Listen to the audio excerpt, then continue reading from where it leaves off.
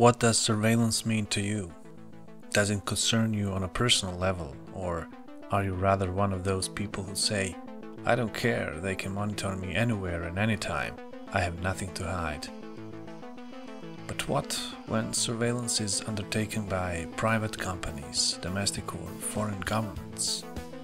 What is surveillance anyway, and should we as citizens think about it at all? These questions, together with looking at a couple of films with this theme, will be raised in this episode. Welcome to Film Magistery.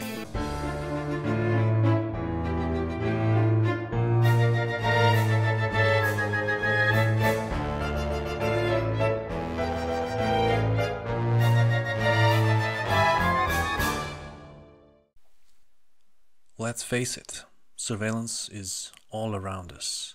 It has been like that for many years. But first, let's get the facts straight. What is surveillance? This is what Wikipedia says. Surveillance is the monitoring of the behavior, activities, or other changing information, usually of people for the purpose of influencing, managing, directing, or protecting them. This can include observation from a distance by means of electronic equipments such as CCTV cameras, or interception of electronically transmitted information such as internet traffic or phone calls, and it can include simple, no or relatively low technology methods such as human intelligence agents and postal interception. The word surveillance comes from a French phrase for watching over. Sur means from above, and veiller means to watch. Jeremy Bentham was an English philosopher and social theorist who lived from 1748 to 1832.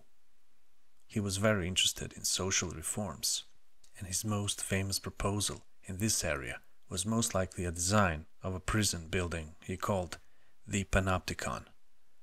This is a prison that is supposed to allow all inmates to be observed by a single prison officer. Its design should secure that the inmates never were sure when they were observed. In some ways, the Panopticon is the opposite of a dungeon where prisoners are kept away. In the Panopticon, a prisoner is constantly on the stage, so to speak. Its system is self-regulating exactly because prisoners never know when they are actually observed. The French philosopher Michel Foucault meant that Bentham's Panopticon was a prototype for most of the future disciplinary institutions, which he explained in his book from 1977, Discipline and Punish, The Birth of the Prison. That is why many structures, even today, look very similar to the original Panopticon.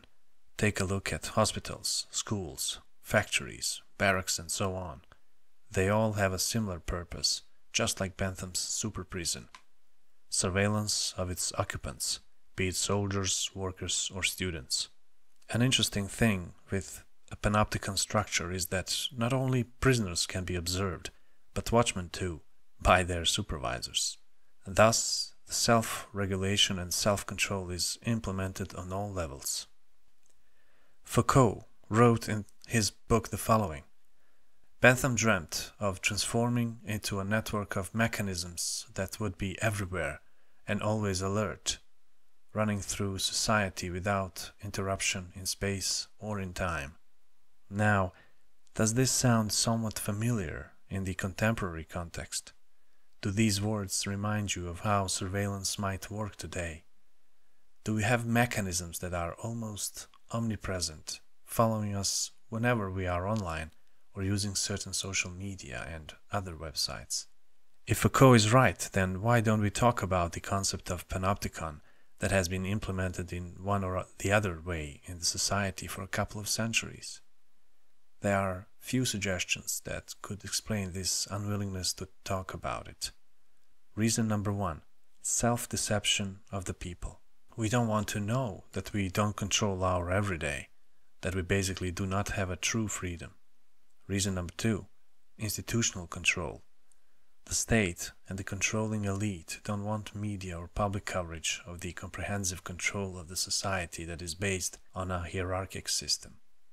According to David Phillips and his paper Identity and Surveillance Play in Hybrid Space, published in the anthology called Online Territories. There are two kinds of surveillance: visual, actuarial, and then there is a hybrid surveillance, a combination of the two.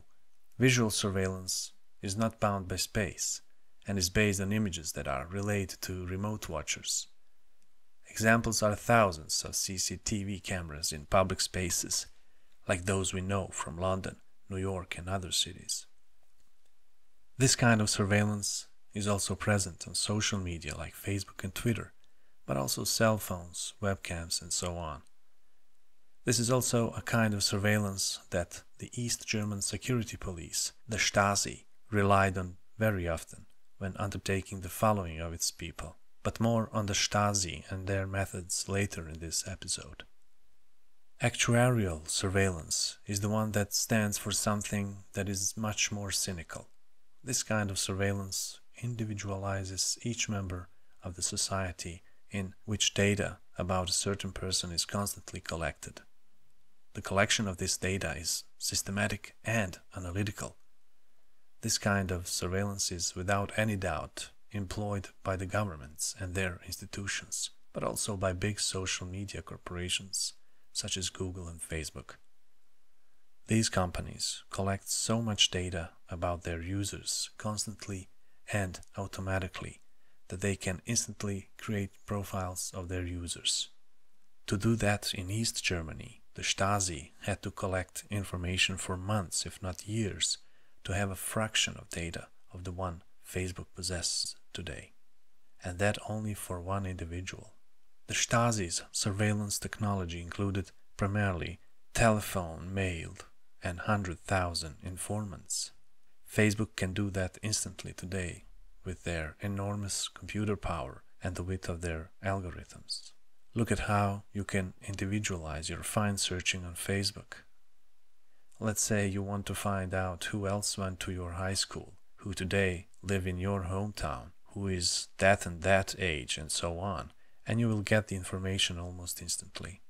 This is made possible for Facebook's users. Then imagine what capabilities Facebook's own tools have, the ones a casual user do not have access to. Given that millions of users are giving their data to Facebook and other social networks for free, these companies know their users almost better than they know themselves. Facebook remembers what you made for dinner 23 days ago. I'm quite certain that you don't. There is vertical and horizontal surveillance.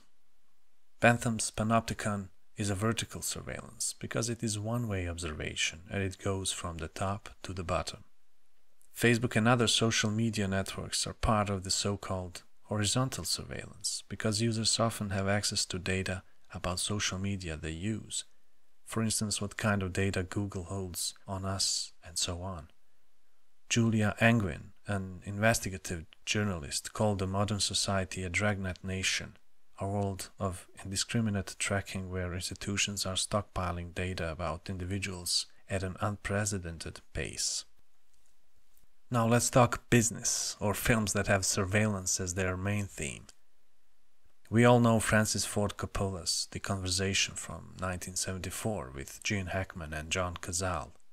In the very beginning of the film, a camera is filming an open space in a big city with a lot of people. Slowly it zooms in and we can really differentiate individuals until we recognize the actor, Gene Hackman. He plays a surveillance expert who is following a couple who he believes are in danger to be killed because of some secret and unknown information they hold. He becomes paranoid and very secretive, and in time he realizes that the reality can be deceiving and untrustworthy. But at the beginning he is very dedicated to his work, even though he knows that the results of his work can be of danger for some individuals. At some point he says, "I don't care what they are talking about. All I want is a nice, fat recording." But later on, he himself is under surveillance. Isn't this a nice example of Bentham's Panopticon? No one can be safe of not being observed. Other examples of films with surveillance as a theme are Rear Window from 1954, Brazil from 1985, The Truman Show from 1998, The Born Identity from 2002, Minority Report from 2002, Cachet from 2005, Eye in the Sky from 2015 and Snowden from 2016. But today we will talk about this wonderful German film from 2006. Of course it is Das Leben der Anderen, also known as The Lives of Others, directed by Florian Henkel von Donnersmarck. This is in my personal top 10 list of favorite films. It is actually currently number 7 on my film masterpieces list I published on Letterboxd. So let me tell you very briefly what is this film about. We are in the 1980s. The Berlin Wall is still standing, and so is the communist state, East Germany and the Soviet Union.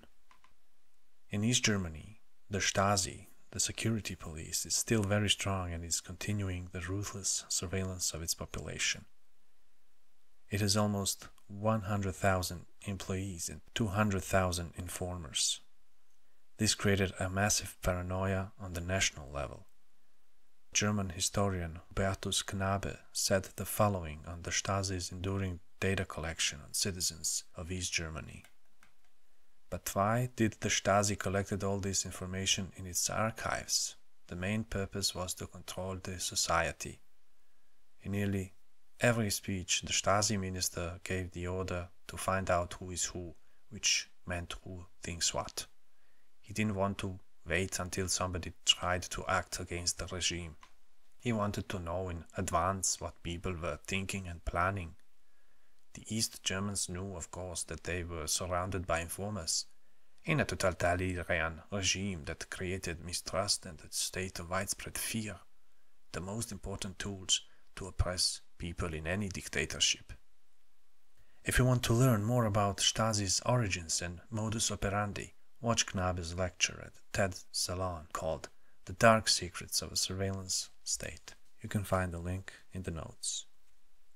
But let's go back to The Lives of Others. The main character is a Stasi agent, Hauptmann Gerd Wiesler. He suggests to his friend, but also superior, Anton Grubitz, that he should monitor the famous playwright Dreimann, because he's got a feeling that Dreimann is not an exemplary follower of the Communist Party in DDR, as everyone thinks. Under his surveillance, Wiesler learns that the Minister of Culture sees Dreimann as a rival, since they both have intimate connections to actress Christa Maria Seeland, who is Dreimann's girlfriend. What is said, that is done. The Stasi agents are soon wiring completely Dreimann's apartment. Their work is meticulous, patient and precise. While Wiesler is an honest, faithful and hard-working man of the system, Grubitz, on the other side, is an opportunist and a typical apparatchik, a person of the system and for the system, but who first and foremost is using the dynamics of the system for his own benefit. He knows what the communist regime wants and thus acts on its impulses. East Germany and many other communist countries are a fine example of how the system wants to change and reprogram its citizens. The population exists for the ruling party, the system, and not vice versa. But this is perhaps true for any kind of the state system in the world. Some systems are just more cynical and ruthless than others. Luckily, there are people who are self-aware and independent enough to try resisting the hegemony of the system. One of them in the film is Dreimann's friend, Paul Hauser, who at some point accuses Dreimann of being too passive. Du bist so ein jämmerlicher Idealist, dass du schon fast ein Bonze bist. Wer hat Niaska so kaputt gemacht? Genau solche Leute. Spitzel, Verräter und Anpasser. Irgendwann musst du Position beziehen, sonst bist du kein Mensch. Wenn du je etwas unternehmen willst, dann melde dich bei mir. Ansonsten brauchen wir uns nicht mehr zu sehen. But soon, something changes inside Agent Wiesler while he spies on Dreimann, who just found out about the tragedy of his friend Jerska, who committed a suicide. Wiesler finally realizes that the Stasi and he himself are responsible for Jerska's death. We can even see the tears on his face, until now the stone face of the agency that used any means available to protect first and foremost the system. I don't mean to go into every detail of this fine work of von Donnersmarck. It would be pity to demystify every second of the film, but I want to say this. Dreymann will eventually, a couple of years after the fall of the Berlin Wall and the communist regime in East Germany, find out that the Stasi observed him very closely and that the agent who spied on him, but also saved him, was in fact an agent with the mystic code HGW XX-7. Everything works in this beautiful film. The cinematography is wonderful. There is not a single frame shot unnecessary in the film, and every character is portrayed with such a precision and devotion. I really like this film. But most importantly, The Lives of Others shows us, and generations to come, how the system oppresses its own people when the individual and personal freedom is neglected and set aside. In order for the society to work, we need to make sure that personal freedom is of an utmost importance. When you protect the rights of a single person, you protect the rights of everyone. And in the final wonderful shot at the very end of the film, we see Wiesler do that for the first time. He does something for himself. He buys Dreymann's book that is dedicated to him, Agent HGW XX-7. And this concludes the 4th episode of Film Magistery. I hope you liked it and that you will want to see this wonderful film, The Lives of Others, and other films mentioned in this episode. Links to the material used for this episode can be found in the notes of the podcast. If you like listening to this little project, you can subscribe to the podcast on Facebook, YouTube, and follow us on our website, magistery.avdebeg.dk. That's magistery.avdibg.dk. Until next time, good luck and good night, dear friends, and I wish you a happy new year. I hope it would be a much happier and more peaceful year than 2016 was.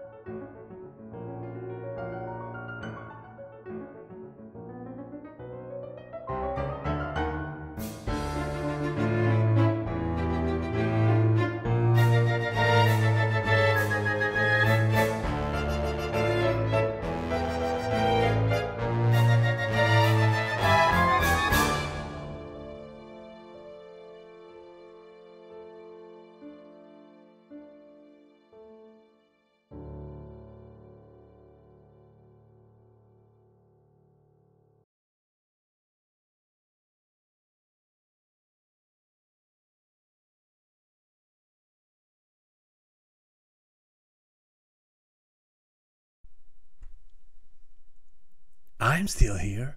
I'm not going anywhere. At least not for now. You want me to go. I know. I can feel it. But I got news for you. I'm still here. And I'm here to stay. Yes, sir.